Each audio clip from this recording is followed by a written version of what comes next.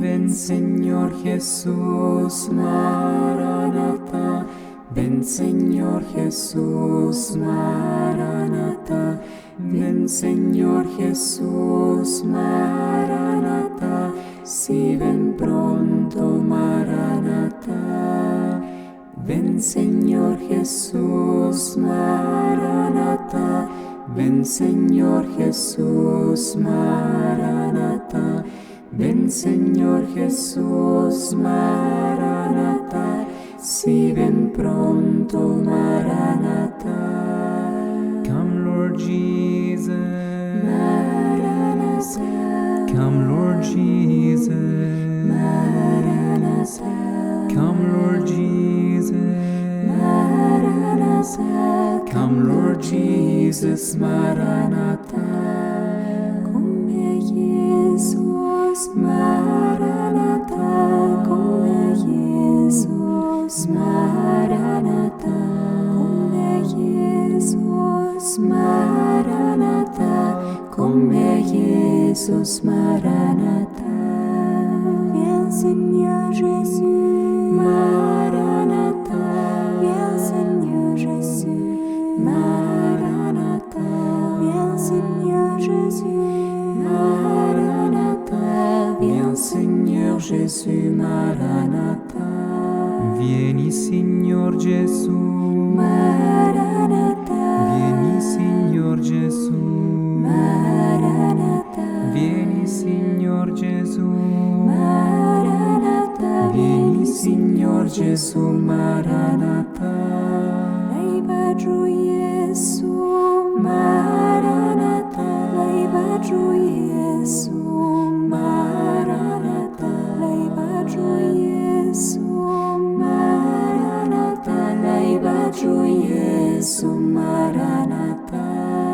Param Yeshua, Maranatha. Param Yeshua, Maranatha. Param Yeshua, Maranatha. Param Yeshua, Maranatha.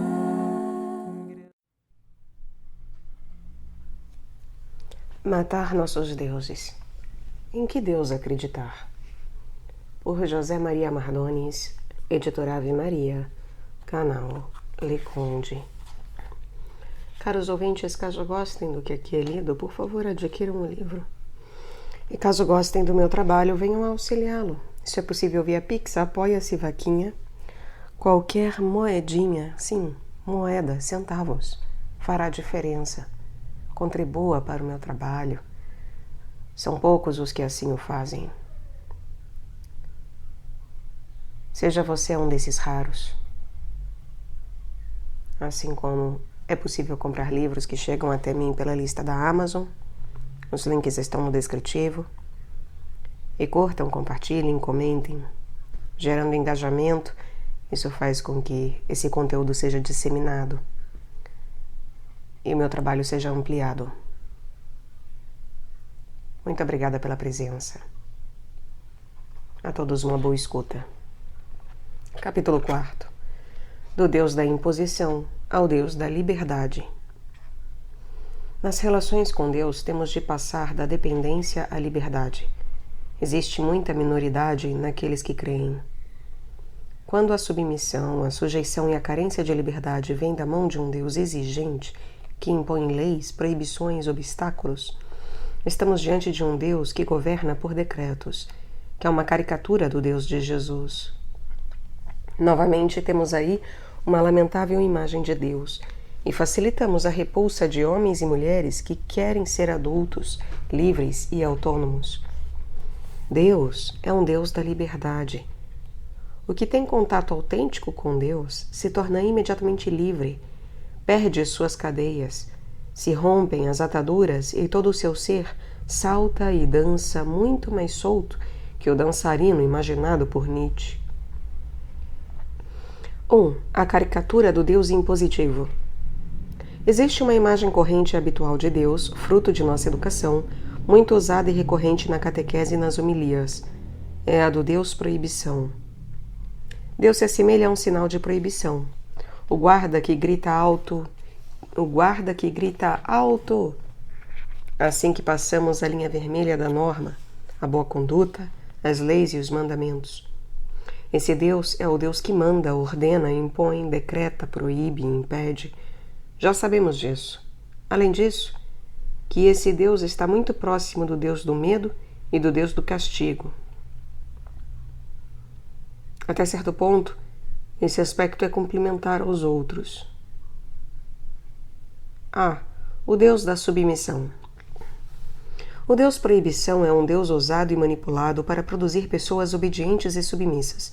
Trata-se de uma imagem amplamente manipulada pelos poderes e autoridades deste mundo, tanto religiosas como civis. Seu objetivo é submeter.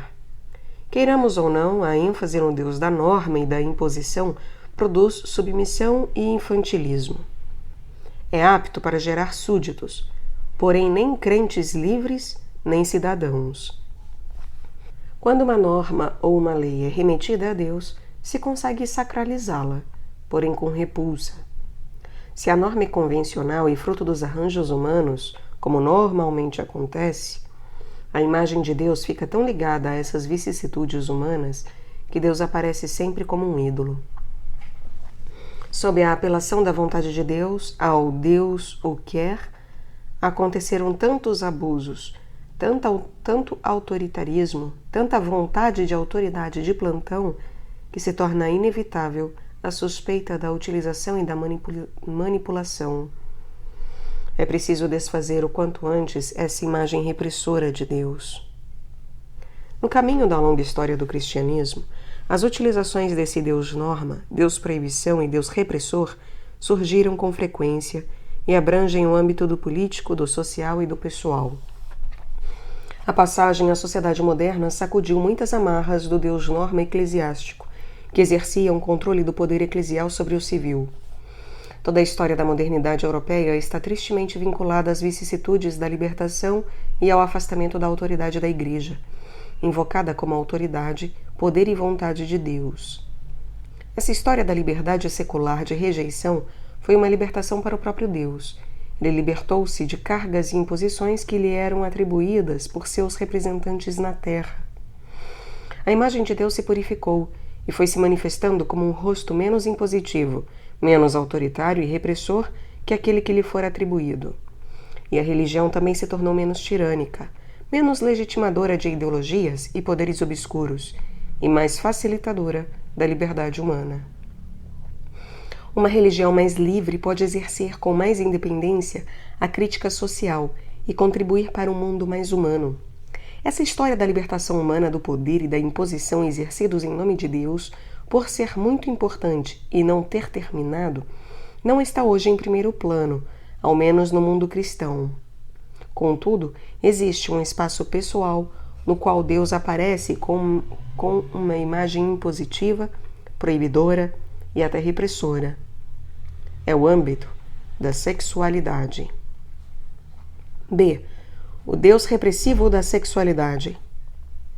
As relações entre religião e sexualidade no cristianismo é um capítulo repleto de luzes e sombras. Em muitos casos, a sexualidade foi vista como uma força perigosa que deve ser dominada e reprimida. Novamente, o recurso a Deus foi profusamente usado por pessoas da Igreja ou seus representantes para proibir. Não poucos em nossa Igreja se queixam de experiências negativas em sua adolescência e juventude vinculadas à sua evolução sexual. Quase tudo era pecado grave e sem paliativos. Praticamente uma atmosfera cultural e religiosa de obscuridade e culpabilidade que impossibilitou uma relação normal, livre e madura com a sexualidade. Em nome de Deus foram contraídas muitas culpas, muitas decepções foram amargadas, quando não causaram dano psíquico e espiritual a muitas pessoas. Para muitos, a sexualidade tornou-se o lado sujo da vida, o obscuro e o desonesto. O escritor espiritual Henry Nouwen diz, abre aspas, com frequência em relação à sexualidade é onde mais dolorosamente experimentamos nossa aflição. Fecha aspas. Na situação permissiva atual, essa atitude repressora da sexualidade produz, como estamos vendo a cada dia, principalmente no mundo juvenil, uma rejeição da instituição eclesial e até de Deus. Em especial, a imagem de Deus fica danificada.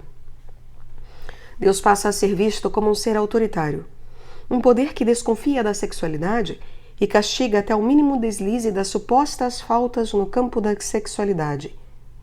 Esse Deus norma cria um doloroso sentimento de vergonha e indignidade.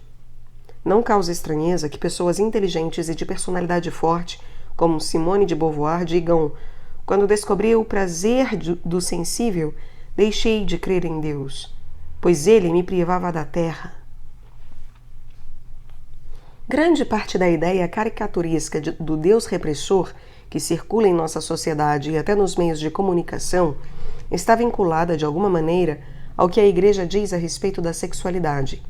Apresenta-se uma imagem repressora de Deus contrária, radicalmente, ao prazer, negadora da sexualidade e até da liberdade humana.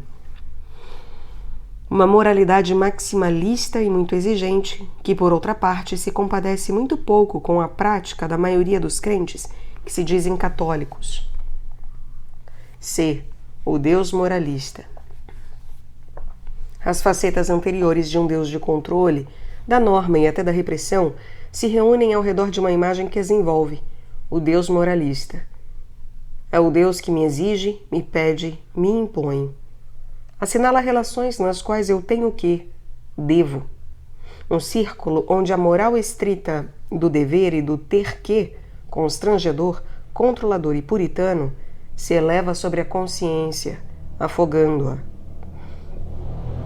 Sem dúvida, o cristianismo pós-conciliar superou em muito esse moralismo estreito, tão caricaturizado no cinema e na literatura, porém com seus rastros, como já assinalamos, ainda visíveis. No fundo, está a imagem do Deus-Lei, um senhor monarca absoluto, legislador total do universo e, consequentemente, juiz que ordena, manda, dita, sentencia, impõe, reprime, premia e castiga. A impressão é que esse Deus está sentado no empíreo além, fora, por cima de tudo, e é o controlador geral. Um Deus de mandamentos e imposições, barreira, obstáculo, impedimento para o livre exercício da liberdade humana.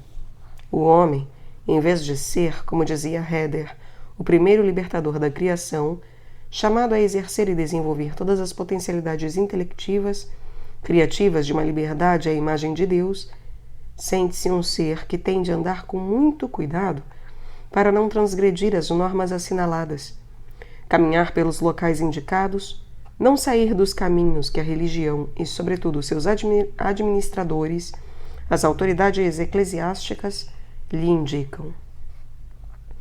O melhor que poderia acontecer ao ser humano é que esse Deus não existisse. Esse Deus é contrário realmente ao impulso criador de gozo e liberdade que o coração humano experimenta. Esse Deus aparece como competidor de um ser humano que também se sente destinado a criar um mundo, a organizá-lo e a exercitar nele sua liberdade. Não estranha que alguns relevantes pensadores modernos tenham advertido sobre a oposição radical a esse Deus que se manifesta como inimigo da liberdade humana. Ou ele ou eu, porque se ele cresce, eu diminuo, é um grito latente na filosofia dos pensadores da suspeita, de Feuerbach até Marx, Nietzsche, Freud, Sartre, etc. Uma contraposição radical que se manifesta como recusa de um Deus inimigo declarado da liberdade humana. Uma horrível distorção da imagem de Deus forjada na história do cristianismo, não sem nossa colaboração. Uma crítica que ajuda os crentes a limpar a imagem de Deus, a restituir ao ser humano o seu lugar que ajuda a restituir ao ser humano o seu lugar e que finalmente nos devolve uma fé mais sadia e madura no Deus de Jesus Cristo. O Deus lei, norma, repressor é um estraga-prazeres da vida humana. Muitos adoeceram com sua parte de culpabilidade, outros o recusaram vigorosamente como uma maldição, e os demais o suportam como um peso do qual não puderam se libertar. O Deus-lei engendra relações de dependência e mercantilismo. Dou para que me des. São relações servis, de criadagem. Deus é o patrão, o capataz, o chefe. Nunca o pai e mãe, o amigo e o confidente. O fariseu cumpridor, o irmão maior do filho pródigo, são representantes da religião legalista mercantil.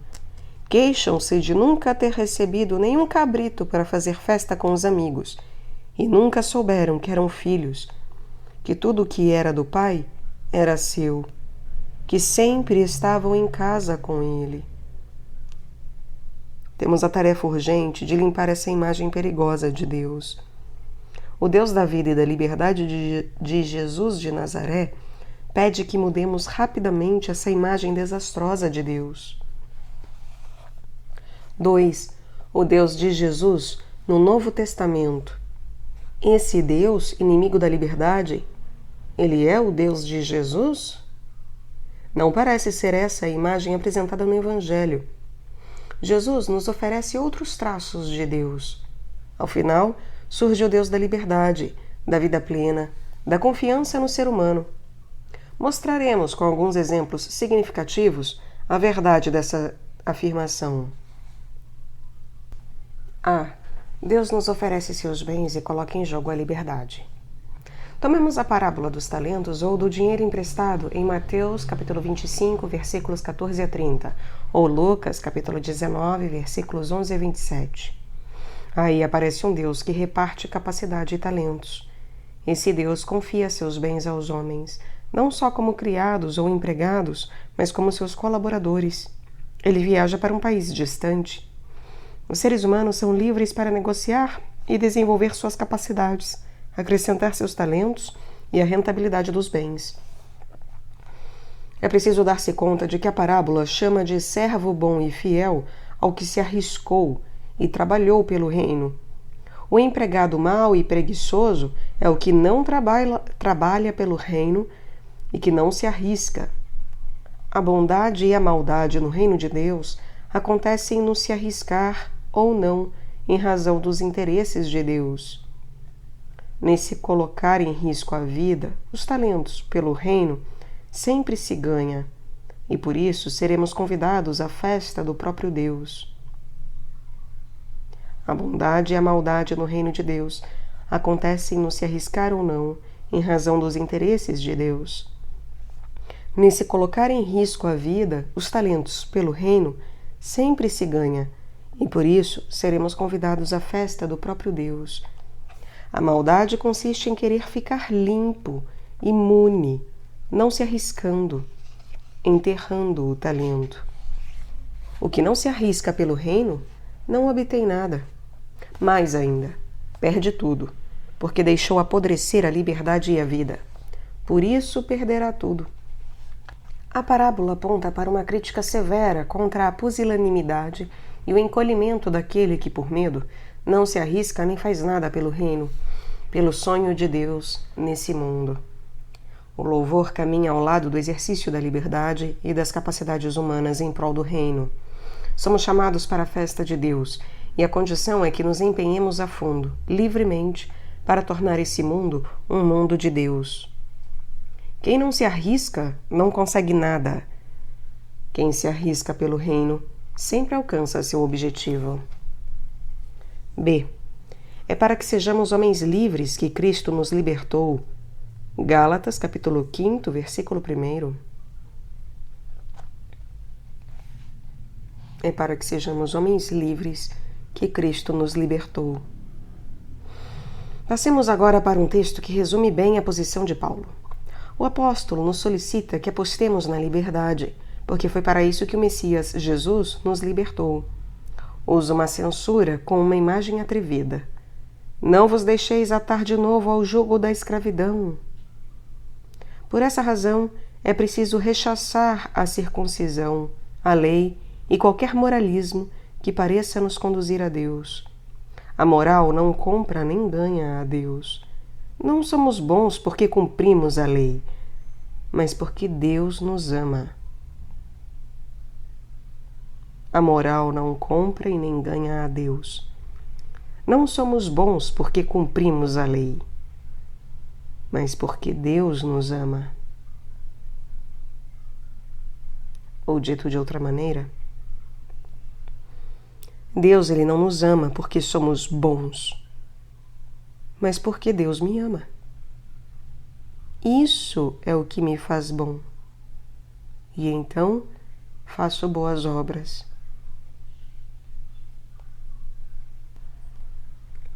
Não faço boas obras para ser amado. Sou amado e por isso faço boas obras. O amor de Deus é gratuito. Ele nos ama e salva gratuitamente. Não é preciso cumprir nada para comprar o amor de Deus. Nisso consiste o fundamental da luta paulina contra os judaizantes, nos quais via o perigo da religião salarial e mercantilista. Dou, faço, cumpro a lei, circuncido-me, sou uma boa pessoa para ganhar a Deus. Essa religião é lixo puro. Mudou totalmente a lógica de Deus. Não compreendeu nada da gratuidade de Deus. A liberdade é fruto de um Deus que não é imposição, mas gratuidade. E Deus, grita Paulo, quer nossa liberdade, não a dependência da moral, da lei, de nenhuma lei. No fundo da desconcertante parábola do fariseu e do publicano está a seguinte mensagem: todos queremos nos justificar e santificar por nossos próprios méritos.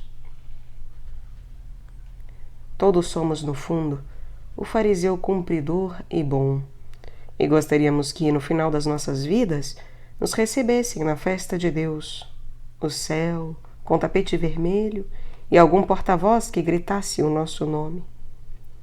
Estou chegando, abram as portas. Eu mereço.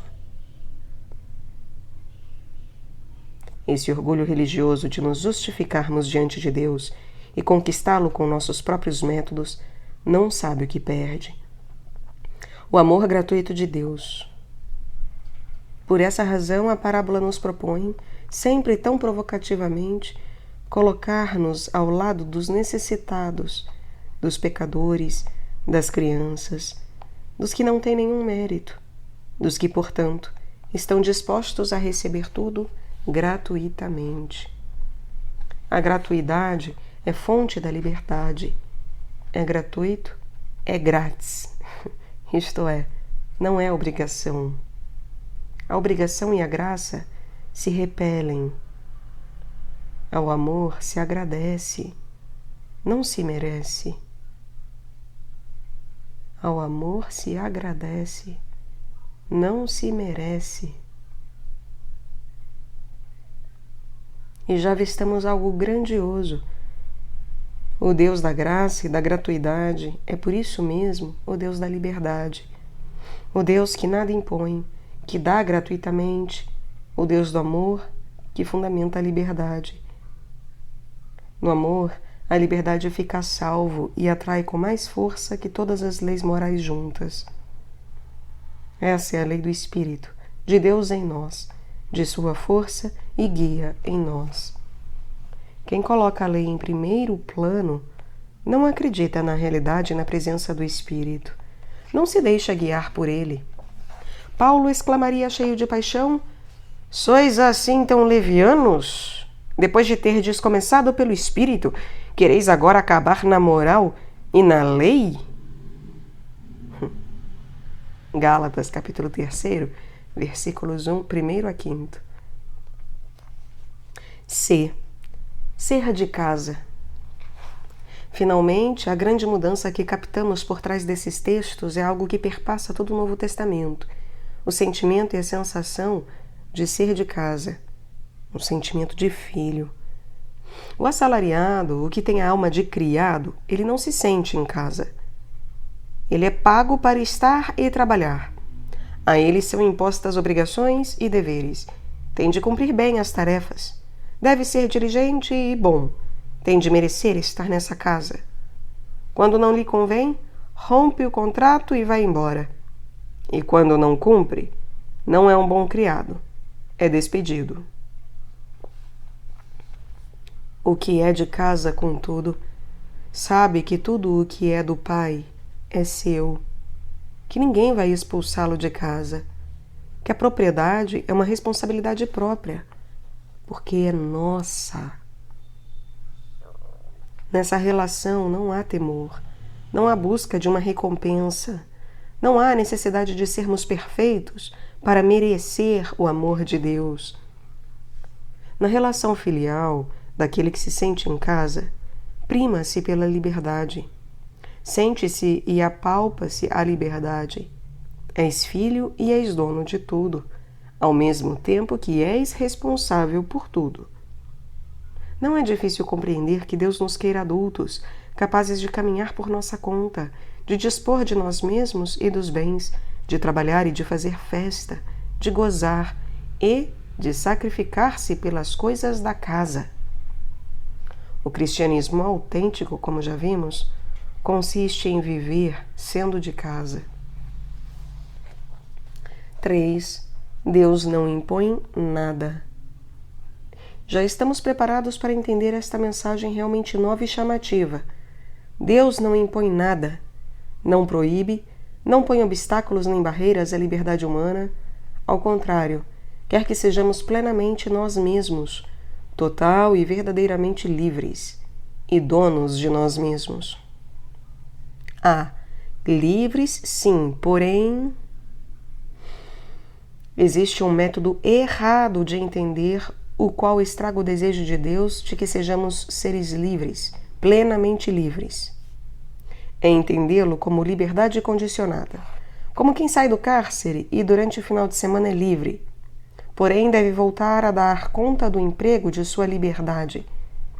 Essa maneira de entender a liberdade manifestada pelas imagens do agora sou livre para fazer o que eu quero, porém logo Deus me pedirá contas, é uma falsa liberdade. É uma liberdade pela metade. Igual a do cachorro atado a uma corrente comprida que se move e corre melhor, porém finalmente está e fica atado. A liberdade que Deus nos concede não é pela metade e não está condicionada pela sua volta e a necessidade de passar por um juízo sumário. É uma liberdade real. Deus nada impõe. Somos nós os donos, os que temos e dispomos da liberdade. Deus nos dá a liberdade e a tarefa de sermos livres de verdade, de fazer-nos livres. Essa é a verdadeira aventura humana. E nela, como dizíamos nos capítulos anteriores, Deus é como o sustentáculo e o possibilitador dessa mesma liberdade, porém, sem colocar condições nem nos substituir, querendo seriamente que sejamos verdadeiramente livres. Deus é nosso companheiro no caminho da construção da nossa liberdade. Seu Espírito é o Espírito da liberdade, nosso grande estimulador. B. Deus não quer nada que não brote da minha liberdade. Temos de entender Deus como aquele que torna possível a liberdade, e não como aquele que impõe. Uma maneira de compreender é reparar a triste imagem que nasce do Deus imposto. Por trás da imagem do Deus que impõe leis e cargas, que obriga e deseja o cumprimento de normas, está uma penosa imagem de Deus. Ele se assemelha, neste caso, a um tirano, que, queiramos ou não, deseja nosso servilismo, a inclinação da nossa cerviz, ainda que seja contra a nossa vontade. A essa caricatura de Deus interessa mais dobrar do que atrair nossa vontade. Segundo nos parece, deseja a todo custo a nossa submissão e nossa capitulação, ainda que seja contra gosto e contra a nossa vontade. Esse é um pobre Deus, que não resiste à comparação nem mesmo conosco. Nós somos muito melhores e mais exigentes. Não desejamos, especialmente ali onde se praticam relações profundas, a submissão de ninguém, mas a sua livre aceitação e doação. nós não desejamos, especialmente nas relações profundas, a submissão de ninguém, mas a sua livre aceitação e doação. Não desejamos comprar o amor de ninguém, porque sabemos que isso não é amor, mas uma vil prostituição. Esse Deus, ele parece que fica rodeando o mercado da infâmia.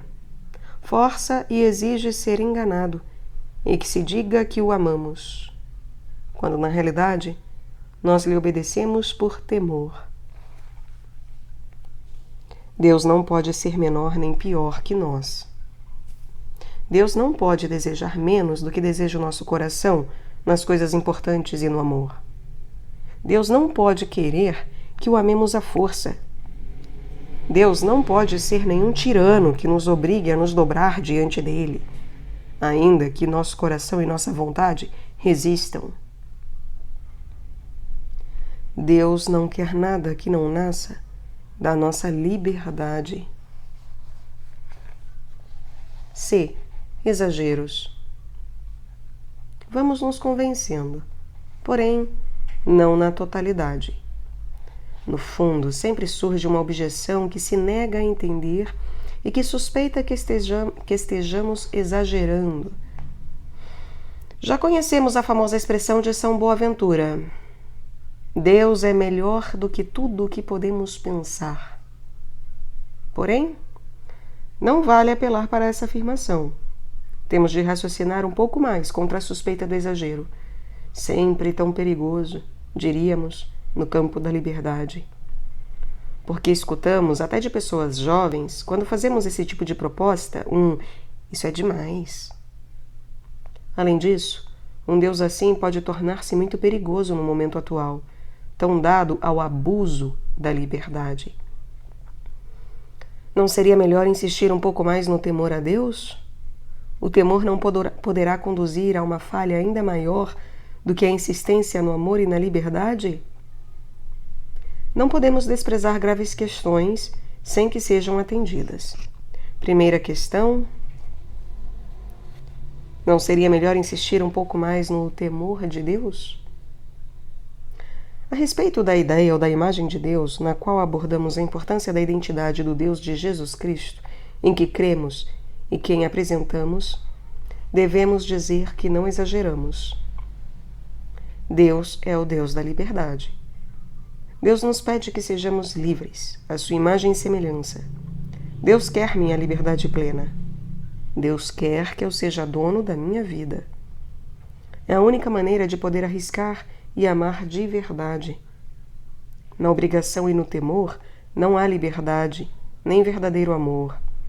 Somente quem é livre pode arriscar e ganhar ou perder a vida. Nietzsche tinha razão, e mais ainda Jesus. Quem não arrisca a vida, perde-a. Segunda questão: o temor não poderá conduzir a uma falha ainda maior do que a insistência no amor e na liberdade? Se o excesso de liberdade não seria muito perigoso, e se não deveria ser temperada pelo temor, a resposta é: tomemos a liberdade a sério. Vamos pensá-la em toda a sua amplitude e profundidade. É verdade que uma liberdade mal entendida é sim perigosa. Uma liberdade não levada a sério é uma brincadeira de adolescentes. Uma liberdade que não é uma verdadeira liberdade é um engano. E como há muitos adolescentes entre nós, o melhor é colocar limites, obstáculos, normas e obrigações. A suspeita é que, por esse caminho, não saímos do protecionismo nem alcançamos a maturidade. O certo é que os poderes e as instituições sempre manifestam receio da maturidade de seus membros. A tentação das ataduras, de deixar tudo atado e bem atado, é própria das ditaduras e de toda a instituição protecionista. Com tais medidas, jamais se alcança a idade adulta e a liberdade. É verdade, a liberdade não é fácil e contém riscos. Porém, sem exercê-la, não se aprende nem se conquista nada. É verdade que a liberdade não é fácil e contém, sim, riscos. Porém, sem exercê-la, não se aprende nem se conquista nada. Podemos até mesmo pensar em Erich Fromm. Nós mesmos somos cúmplices, na maioria dos casos, das amarras da liberdade. Temos medo da liberdade. O grito nietzschiano que pedia a homens livres, conclui-se com a descoberta da mediocridade humana e o desejo de continuar sendo homens comuns, assalariados, mercantis, consumistas da moral e da dependência de plantão. Nem o Evangelho de Jesus nem Zaratustra parecem ter encontrado uma grande acolhida. O medo nos encolhe, nos empurra para o rebanho. A liberdade humana é uma tarefa divina. Deus deseja que sejamos donos. A tarefa do ser humano equivale a ser livre e a exercer a liberdade. Em nome da educação é necessário, sem dúvida, uma pedagogia da liberdade. Ninguém pensa em deixar uma criança de 3 anos sem proteção e ajuda. Porém, o processo deve dirigir-se para a liberdade. E quando a maturidade é avistada, deverá anunciar a grande boa nova de que o próprio Deus nos quer livres. Não quer nossa dependência, mas a nossa liberdade. E não quer nada que não nasça da nossa liberdade. A religião do nosso Deus é a religião da liberdade. D. A responsabilidade. A liberdade corresponde à responsabilidade. Ninguém que se diz livre é um irresponsável. Irresponsáveis são os seres sem liberdade. A liberdade implica poder dizer: eu poderia ter me comportado de outra maneira. A liberdade leva consigo a consciência de arcar com a liberdade, quer dizer, de reconhecer o meu equívoco e meu erro. Por essa razão, a culpa é um companheiro da responsabilidade e da tarefa de ser livre e de me fazer livre, quer dizer, de ser humano. Por essa razão, a culpa é uma companheira da responsabilidade e da tarefa de ser livre e de me fazer livre, quer dizer, de ser humano. Talvez, por trás das reticências a respeito da afirmação de que Deus nos quer livres, donos realmente de nós mesmos, esteja o medo de uma liberdade despojada da responsabilidade. Uma liberdade dessa forma é uma contradição. A liberdade se une estreitamente à responsabilidade.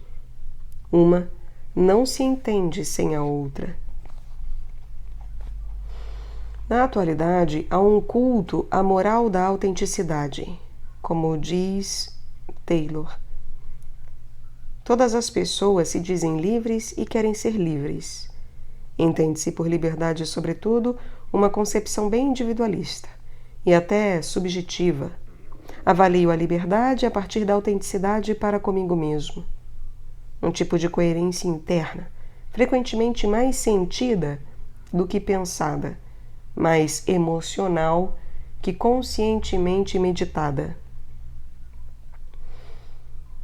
Não deveríamos reagir precipitadamente e rejeitar essa noção de liberdade.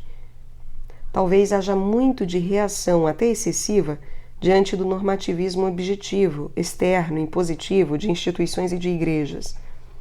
Sai-se de um excesso e se cai noutro. Teríamos de desafiar os que afirmam ser verdadeiramente autênticos. A real autenticidade, o desafio de alguém ser ele mesmo com coerência até o final, é grego e cristão, se bem entendido.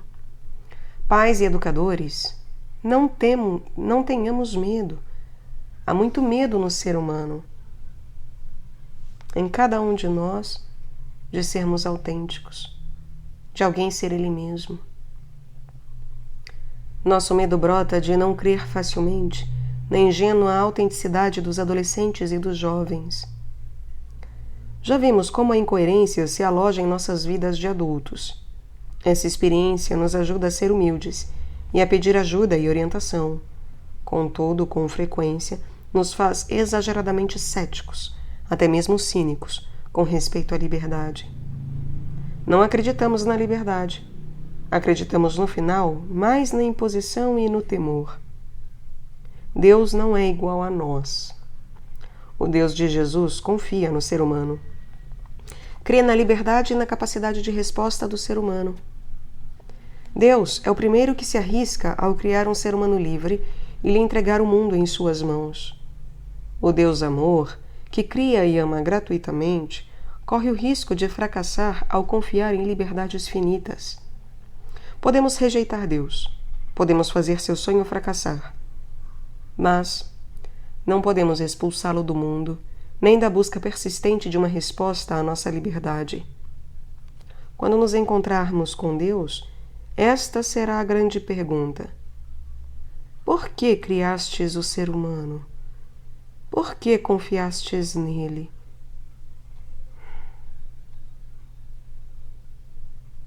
Imagino que seu olhar nos dirá tudo. O olhar amoroso de Deus. O amor que confia e se fia naquele que ama. Essa é a grande resposta do Deus Criador e possibilitador da liberdade.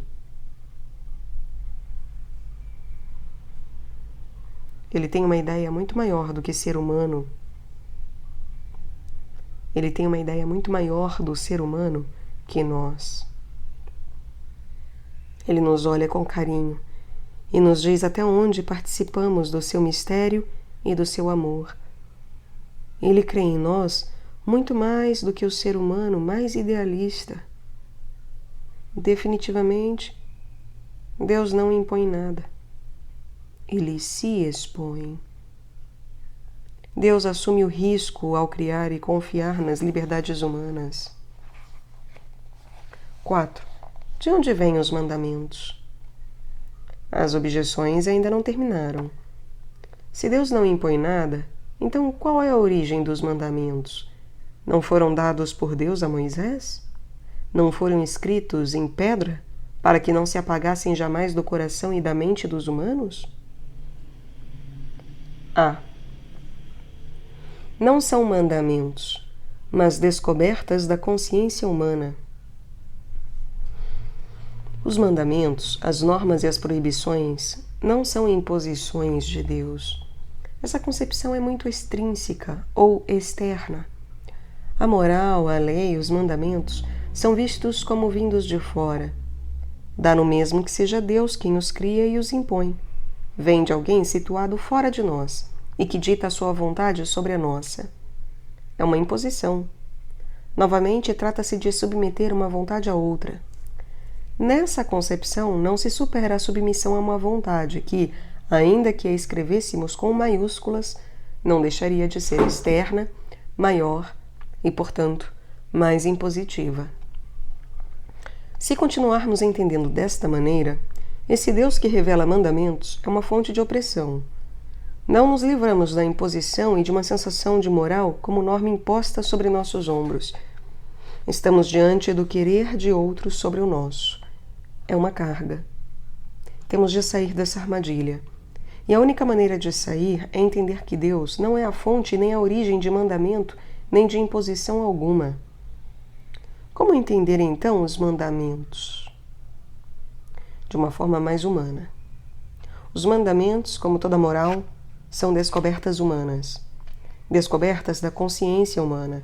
Quer dizer, o ser humano em seu caminho para a liberdade e exercendo a liberdade, acompanhado sempre por Deus como seu grande possibilitador, vai descobrindo que não é correto matar indiscriminadamente, nem devolver um mal maior do que o recebido, lei de talião, nem tirar nada do próximo. Ao contrário, vai percebendo que nas relações humanas, a verdade, o respeito, a aceitação do outro, especialmente do débil, abandonado, pobre e estrangeiro, é uma fonte de humanidade, quer dizer, de criação de uma vida humana e de uma sociedade viva. E essa descoberta ou iluminação, feita ao longo dos séculos, é vivida pelo homem como presente, revelação do próprio Deus. Deus estava falando ao coração humano enquanto este se esforçava em descobri-lo, o que é ser verdadeiramente uma pessoa. A autêntica liberdade precisa do exercício do reconhecimento do outro como outro eu.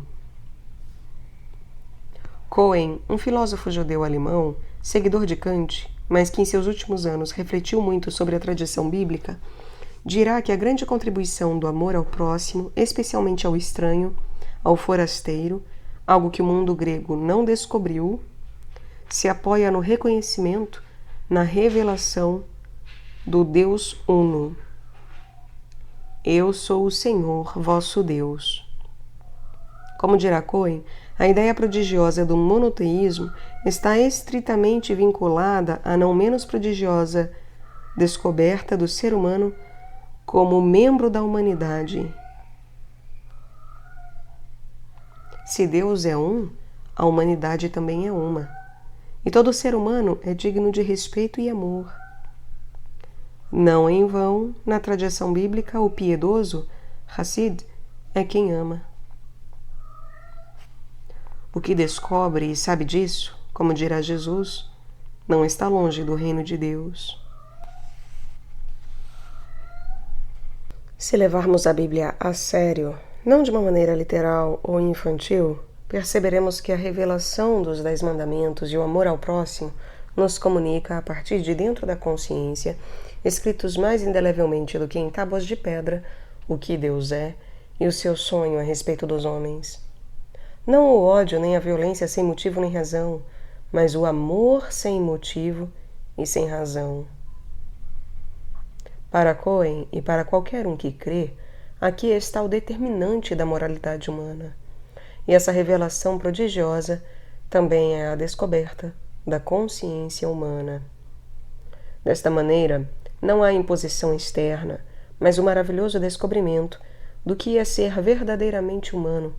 Daí que a condição para ser livre e exercer a liberdade seja seguir os mandamentos como indicação negativa do que se descaminha, acorrenta e não permite ser humano. Se não entenderem assim os mandamentos ou qualquer ordem moral, serão mera imposição e carga externa e estranha à minha vontade. B. Seguir a consciência, fazer a própria vontade, ser senhor de si. Vamos dar o passo final. Agora podemos compreender melhor que seguir a regra da própria consciência é a grande indicação moral. A Igreja sempre ensinou que, em última instância, cada um deve seguir sua própria consciência como uma última norma moral. Agora podemos compreender melhor que seguir a regra da própria consciência é a grande indicação moral. A Igreja sempre ensinou que, em última instância, cada um deve seguir a sua própria consciência como a última norma moral. E a razão é clara. Ela expressa o que somos, a manifestação de Deus a cada um. Seguir a própria consciência será o modo de ser realmente nós mesmos, autênticos e livres. Agir contra a própria consciência é agir contra nós mesmos, contra o nosso ser, onde habita o mais genuíno de nossa imagem e semelhança de Deus. O que Deus nos pedirá? Que sejamos nós mesmos, que sejamos verdadeiramente livres. Deus, como os verdadeiros amantes, já dissemos anteriormente, não pode querer nada que não nasça da nossa liberdade. Deus não pode querer uma consciência oprimida e continuar dizendo que quer ser nosso Pai, amigo e colaborador. Em seguida, pode-se dizer que seguir a própria consciência não é fácil, requer uma consciência bem formada. Não se trata de seguir qualquer arbitrariedade ou vaidade que passe por nossa imaginação. Certo, mas não menos importante, no entanto, em última instância, que cada um tenha que responder a partir de sua consciência com sua capacidade, lucidez e vontade.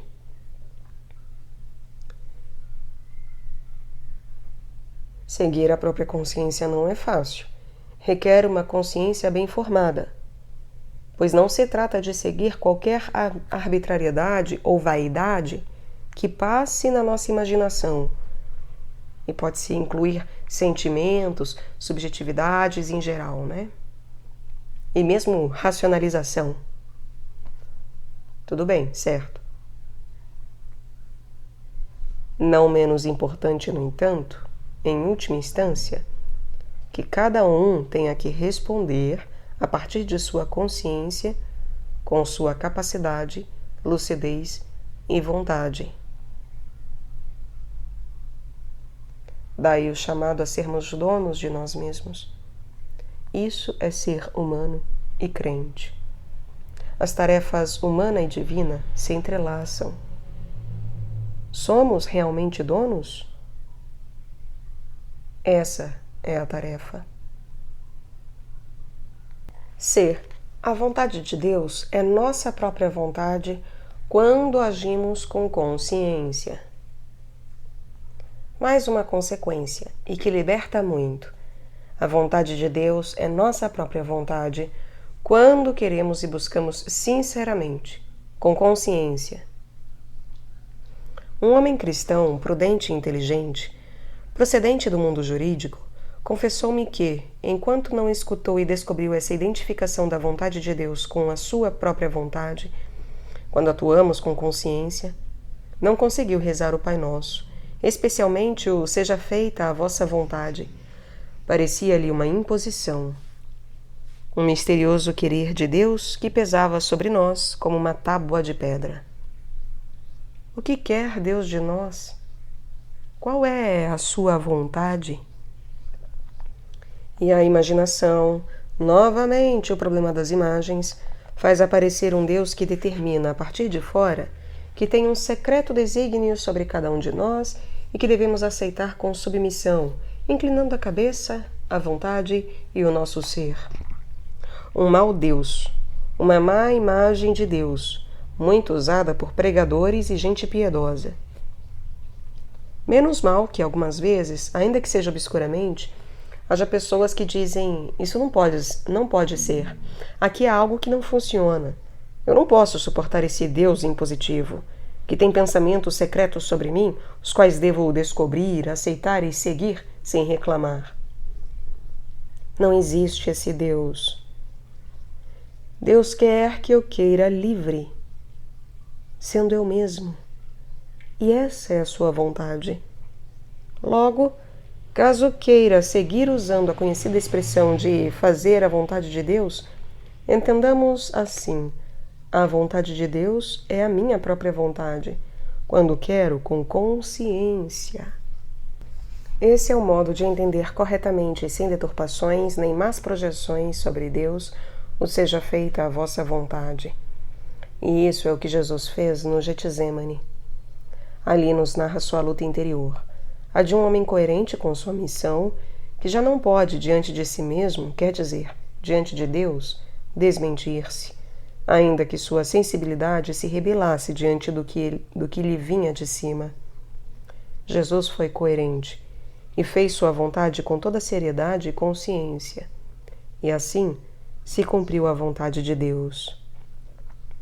E muitos homens e mulheres tiveram e têm seu Getsemane e desejaram que passasse deles o cálice, que percebiam estar próximo, mas, apesar de tudo, não recuaram e disseram: que se faça a tua vontade. Quer dizer, a minha, a que me faz ser eu mesmo com toda a sinceridade e coerência de vida. Descubro mais uma vez que Deus está no interior de mim mesmo, do meu ser, e não no exterior. Ele sustenta a minha vida e me faz ser o que sou, sem me substituir. E eu faço a sua vontade ao fazer a minha com coerência. A religião da liberdade. 5. Quase no final deste capítulo nos damos conta de que o Deus de Jesus é o Deus que nos quer livres, e nos chama para a liberdade. Pensadores cristãos, como Pedro Laim em Tralgo, veem na liberdade o que mais nos assemelha a Deus. A imagem e a semelhança do homem com Deus passa pela liberdade. o chamado à liberdade. Esse chamado à liberdade é nossa tarefa e missão. Temos de ser livres, fazer-nos livres e ajudar os outros a serem livres. Desde o Levítico, isso é ser verdadeiramente homens e mulheres piedosos, ou seja, que amam e respeitam o outro porque é outro eu. A moral é agora uma expressão do nosso ser, uma manifestação do amor. A moral é agora uma expressão do nosso ser, uma manifestação do amor. Não é algo externo e imposto, é uma expressão do próprio Deus à nossa consciência. A piedade é a adoração do Deus Uno, que se faz reconhecido no outro e em todos os outros, na humanidade una. Caso entendamos a moral como mandato externo, não estamos entendendo nada. Viveremos ainda atados à lei e às cadeias. E Deus será uma barreira, um obstáculo, uma imposição que desde cedo é necessário liquidar para sermos nós mesmos. O Deus adversário ao homem é o Deus que impõe uma lei exterior. Se, pelo contrário, os mandamentos e a lei são os indicadores e os guias de um caminho de liberdade, os que assinalam onde estão os buracos e os perigos contra a liberdade, então estaremos no caminho dos homens livres. Se os mandamentos e as leis são indicadores e guias de um caminho de liberdade, que assinalam onde estão os buracos e os perigos contra a liberdade, então estaremos no caminho dos homens livres e da religião da liberdade.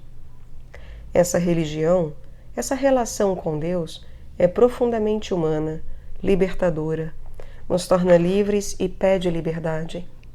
Essa religião não aceita donos nem tiranos, nem imposições nem leis, nem vontades externas. Adorarás a um só Deus é o grito bíblico contra toda a tirania, incluindo as mais sutis e perigosas, as criadas a partir da própria religião, que atam e acorrentam o nome de Deus.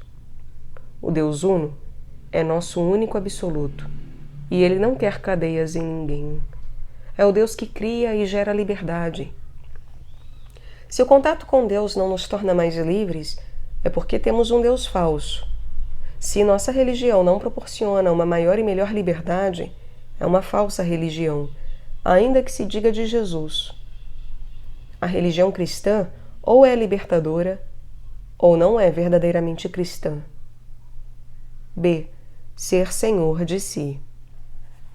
A grande tarefa do cristão é ser senhor de si. Trata-se de sermos nós mesmos diante de Deus e dos homens. É uma tarefa profundamente humana. Assinala uma espiritualidade que honra a marca divina da liberdade. Não devemos nos deixar escravizar por nada nem por ninguém. Somos livres. Deve ser o grande grito do cristão. Somos livres. Para isso nos libertou o Messias. Gritaremos em coro com Paulo.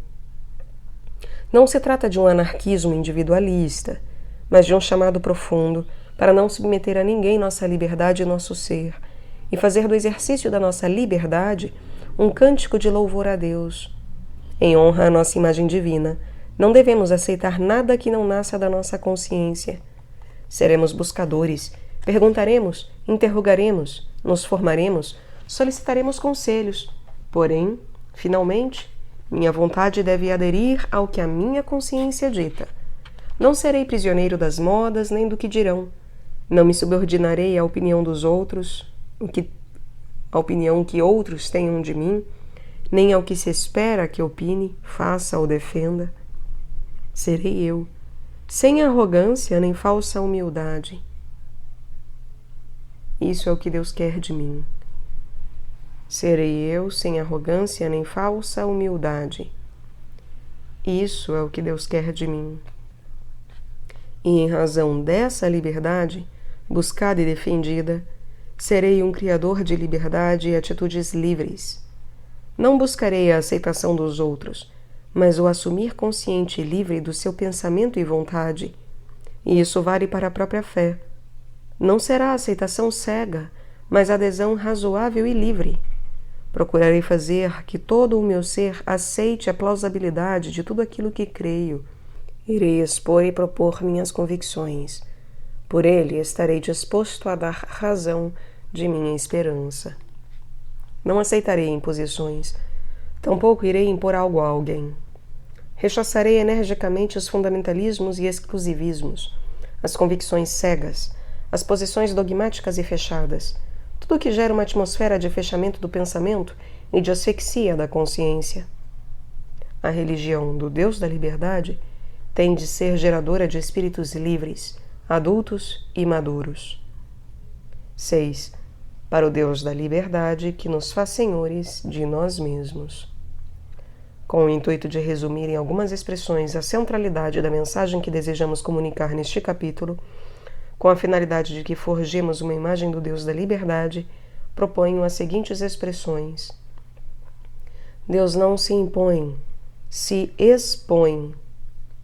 Passar da imagem de um Deus que manda, proíbe e impõe ao Deus que propõe desde o interior da consciência e, portanto, se expõe a ser rejeitado pela liberdade humana.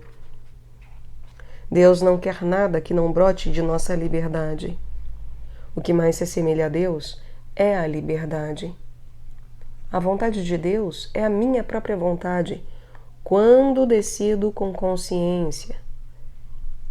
Ser senhor de si, o grito do chamado cristão à liberdade. A religião cristã é uma religião de liberdade. E a grande tarefa do cristianismo é ser senhor de si.